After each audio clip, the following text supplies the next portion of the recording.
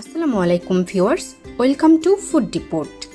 আজকে আমার recipe simple and delicious ভেন্ডি বা ঢেঁড়স ভাজি। ভেন্ডির কালার গ্রিন রেখে অল্প সময়ে কিভাবে ভেন্ডি ভাজি করবেন সেটাই আজকের ভিডিওতে দেখাবো। চলুন তাহলে রেসিপিটি দেখে নিই। ভেন্ডি ভাজি করার জন্য প্রথমে এখানে আমি নিয়েছি 300 গ্রামের মতো ভেন্ডি। এগুলোকে আমি আস্ত অবস্থায় খুব ভালো করে পানি দিয়ে ধুয়ে পানিটা ঝরিয়ে নিয়েছি। এখন একটা একটা করে ভেন্ডি নিয়ে এভাবে মাথাটা ফেলে আমি ছুরি দিয়ে স্লাইস করে কেটে নিচ্ছি। আমি কিন্তু স্লাইসগুলো খুব বেশি পাতলা করছি না, বেশ পুরোই রাখছি। এভাবে সব কয়টা ভেন্ডিকে আমি স্লাইস করে নিয়েছি। এখন চুলায় একটি প্যান বসালাম। প্যানটা গরম হয়ে গেলে এখানে আমি দিয়ে দিচ্ছি আধা কাপ তেল। ভেন্ডি ভাজিতে কিন্তু অন্য যে কোনো ভাজির চেয়ে তেলটা একটু বেশিই লাগে, নইলে ভেন্ডি ভাজিটা ঝরঝরে না হয়ে আঠা আঠা ভাব এসে যায়। তেলটা গরম হলে তেলে দিয়ে দিচ্ছি একটি বড় পেঁয়াজকে কুচি করে কেটে। পেঁয়াজটা একটু কিছুক্ষণ ভেজে নিচ্ছি সফট হয়ে যাওয়া পর্যন্ত। পেঁয়াজটা সফট হয়ে উঠলে এখানে আমি দিয়ে দিচ্ছি 3-4টি কাঁচামরিচ মাঝখান থেকে ফালি করে।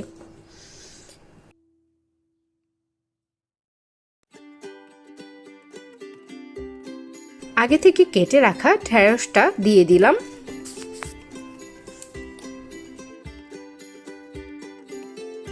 এবার ঢেঁড়সের উপরে আমি ছড়িয়ে দিয়ে দিচ্ছি 1 চা চামচ লবণ,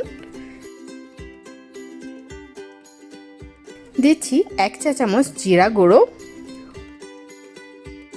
1/4 চা চামচ দিচ্ছি হলুদ গুঁড়ো এবং দিচ্ছি 1/4 চা চামচ মরিচ গুঁড়ো।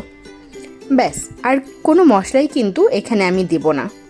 ভেন্ডির সাথে খুব বেশি মশলা দিলে কিন্তু ভেন্ডির টেস্টটা ভালো হয় না। এখন ভালোভাবে উপর নিচ করে নেড়ে চেড়ে সবগুলো মশলা ভেন্ডির সাথে মিশিয়ে দিচ্ছি। ভেন্ডি ভাজি কিন্তু আমার খুবই ফেভারিট, সেজন্য আমি বিভিন্নভাবে ভেন্ডি ভাজি করে দেখেছি। তবে এই রেসিপিতে আমি যেভাবে দেখাচ্ছি এভাবে রান্না করলে ভেন্ডি ভাজিটা সবচেয়ে বেশি মজা হয়। চুলার হিটটা মিডিয়ামে রেখেই 2-3 মিনিট পর পর ভেন্ডিগুলোকে নেড়ে চেড়ে উপর নিচ করে এভাবে 10 থেকে 12 মিনিটের মতো ভেজে নিচ্ছি।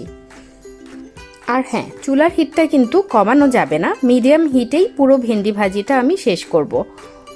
চুলার হিটটা কমালে ভেন্ডির কালারটা নষ্ট হয়ে যাবে। আর পুরো রান্নায় কিন্তু আমি ভেন্ডি ভাজিতে কোনো রকম ঢাকনা ব্যবহার করব না।